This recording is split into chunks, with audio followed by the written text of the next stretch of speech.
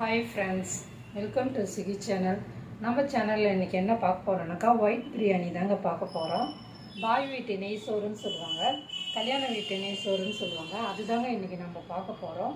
வீடியோக்குள்ளே போகிறதுக்கு முன்னாடி மறக்காமல் சப்ஸ்கிரைப் பண்ணிவிடுங்க. வாங்க எப்படி செய்யலான்னு பார்க்கலாம். இன்றைக்கி நாம் ஒயிட் பிரியாணி தாங்க செய்ய போகிறோம். அதாவது பாய் வீட்டு நெய் சோறுன்னு சொல்லுவாங்க, கல்யாண வீட்டு நெய் சோறு, ஒயிட் புலாவு, ஒயிட் பிரியாணி, இது தாங்க நம்ம இன்றைக்கி செய்ய போகிறோம். ஃபஸ்ட்டு குக்கர் காஞ்ச பிறகு மல்லாட்டை எண்ணெய் ஊற்றிக்கிறோம். 1 கிலோ பாஸ்மதி அரிசிக்கு 200 மல்லாட்டை எண்ணெய் ஊற்றிக்கணும். மல்லாட்டை எண்ணெய் இல்லைனாக்கா ரீஃபண்ட் ஆயில் கூட ஊற்றிக்கலாம். நான் 3/4 கிலோ அரிசி செய்கிறேன், அதனால் 150 ml எண்ணெய் ஊற்றிருக்கேன். இது காஞ்சதும் பட்டை கிராம்பு போட்டு வதக்கணும். பட்டை கிராம்புலாம் நான் தட்டி வச்சுருக்கேன். ஏலக்காய், மராட்டி மொக்கு, சக்கரம், கிராம்பு, பிரியாணி எல்லாமே நான் தட்டி வச்சுருக்கேன். எண்ணெய் காஞ்சிட்டு இப்போ பட்டை கிராம்பு போட்டு நல்லா வதக்கலாம். பட்டை கிராம்பு வதங்கினோடனே இஞ்சி, பூண்டு, சோம்பு எல்லாம் சேர்ந்து அரைச்சிது.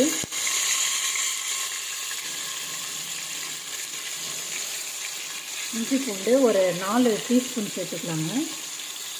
இஞ்சி, பூண்டு, சோம்பு எல்லாம் சேர்த்து அரைச்சது. பட்டை கிராம்பு வதங்கணுன்னு இதை போட்டு நல்லா வதக்கணும். இது பாய் வீட்டு நெய் சோறுன்னு சொல்லுவாங்க, கல்யாண வீட்டு நெய் சோறுன்னு சொல்லுவாங்க. நான் ஒயிட் பிரியாணி தாங்க சொல்லுவேன். செய்து ரொம்ப ஈஸி. இதுக்கு பொருளும் ரொம்ப கம்மிங்க இருக்குது. இதுக்கு தக்காளி, மிளகாத்தூள் அதெல்லாம் தேவையில்லை. புதினா, கொத்தமல்லி தழையெல்லாம் போடணும்னு அவசியம் இல்லை. நான் கொஞ்சோண்டு கொத்தமல்லி தழை போடுவேன் வாசனைக்காக. இஞ்சி பூண்டு போட்ட உடனே அடி பிடிக்காமல் இருக்கிறதுக்கு கிளறி விட்டுக்கிட்டே இருக்கணும். இஞ்சி பூண்டு வதங்கின பிறகு வெங்காயம் போட்டுக்கலாம்.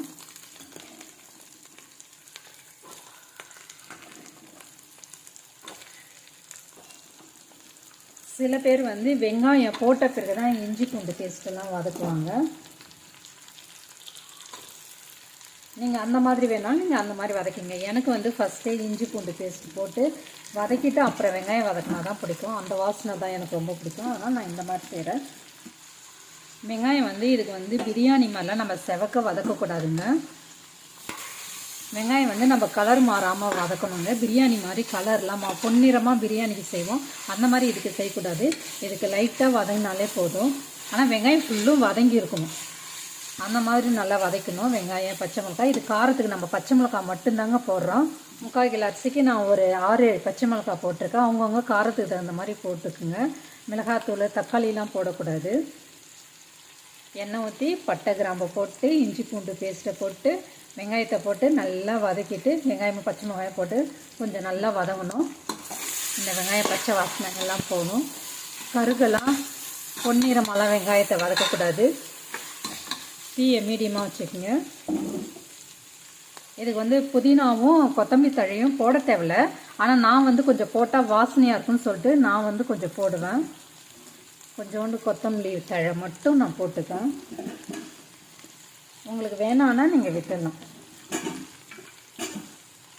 கொஞ்சம் போட்டால் வாசனையாக இருக்குன்னு சொல்லிட்டு நான் கொஞ்சம் கொத்தமல்லி தழை நான் போட்டிருக்கேன். நல்லாயிருக்குங்க, நீங்களும் ட்ரை பண்ணி பாருங்கள். இந்த மாதிரி முந்திரி பயிறு போட்டுக்கலாங்க. 1 கிலோ அரிசிக்கு 100 கிராம் முந்திரி பயிறு போடலாம். முந்திரி பயிறு ஃபஸ்ட்டேவும் நம்ம எண்ணெயில் போட்டும் போடலாம். ஆனால் அது கொஞ்சம் தீஞ்ச மாதிரி கலர் மாறி போகுது. அதனால் நான் வெங்காயம் கொஞ்சம் பாதி வதங்கணும் முந்திரி பயிரை போட்டு வதக்குவாங்க. நீங்கள் நெய்யில் வறுத்தும் போடலாம், இப்படியேவும் போடலாம், உங்கள் இஷ்டம் தான். 1 கிலோவுக்கு 100 கிராம் அளவு. அப்போ நான் 3/4 கிலோ எடுத்திருக்கேன். அப்போ 75 கிராம் முந்திரி பயிறு சேர்க்குறேன். முந்திரி பயிறு இல்லை, அந்த மாதிரி இல்லைனாலும் பரவாயில்ல. முந்திரி பயிறு இல்லாமலும் இந்த சாதம் செய்யலாங்க. பாஸ்மதி அரிசி ஊற வச்சு தண்ணியில் கழுவி வச்சுருக்கேங்க. இப்போ நம்ம வடிகட்டிட்டு இதில் சேர்த்துக்கலாம். இந்த அரிசி எக்ஸ்ட்ரா லாங்குங்க, இருக்கிறதுலே நல்லா நீள நீளமாக இருக்கும். இந்த சாதம் யூனிட்டி அரிசி தாங்க எடுத்திருக்கேன். சாதம் நல்லா உதிரி உதிரியாக இருக்கும். யூனிட்டியும் எடுத்துக்கலாம். இதுக்கு ராயல் கோல்டு அரிசின்னு சொல்லிவிட்டு அதுவும் எடுத்துக்கலாங்க. அது இன்னும் கொஞ்சம் நீட்டு கம்மியாக இருக்கும். ஆனால் டேஸ்ட்டெலாம் நல்லா தான் இருக்கும்.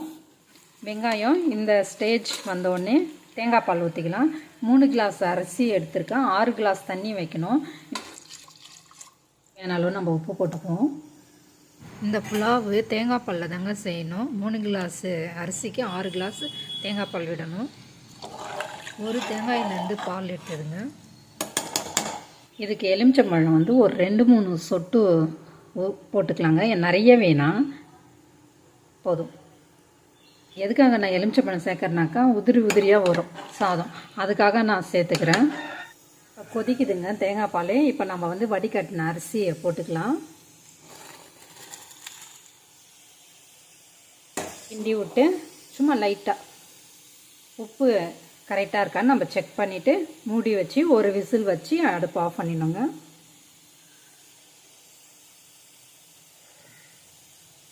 இன்னும் கொஞ்சம் உப்பு சேர்க்கணும்.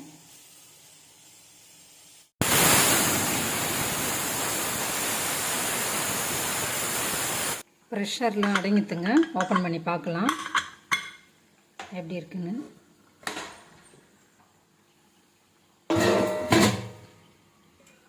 நெய் வந்து கடையில் வாங்கின நெய் இருந்தாக்கா 1 கிலோ அரிசிக்கு 100 கிராம் நெய் விடணும். நான் வந்து 3/4 கிலோ அரிசி தான் சேர்த்துருக்கேன். நான் வீட்டில் எடுத்த நெய் சேர்க்குறேன், அதனால் அது கொஞ்சம் சேர்த்தாலே போதும், நல்லா வாசனையாக இருக்கும். கடையில் வாங்கின நெய்யாக இருந்தாக்கா கண்டிப்பாக 75 கிராம் நெய் சேர்க்கணுங்க. நெய் வாசனை அவ்வளோ பிடிக்காதுனுங்க, கொஞ்சமாக நெய் சேர்த்துக்குங்க. இதுக்கு வந்து நெய் மெயினாக ஊற்றணுங்க நம்ம, அப்போ தாங்க இது வந்து நல்லா வாசனையாக டேஸ்ட்டாக இருக்குங்க.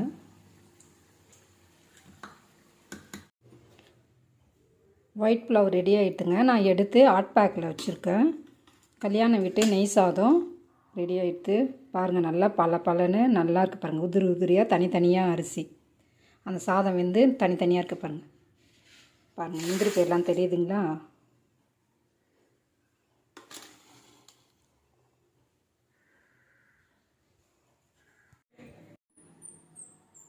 நான் சொன்ன மாதிரியே நீங்கள் செஞ்சு பாருங்கள், உங்களுக்கும் இதே டேஸ்ட்டில் ரொம்ப நல்லாயிருக்குங்க.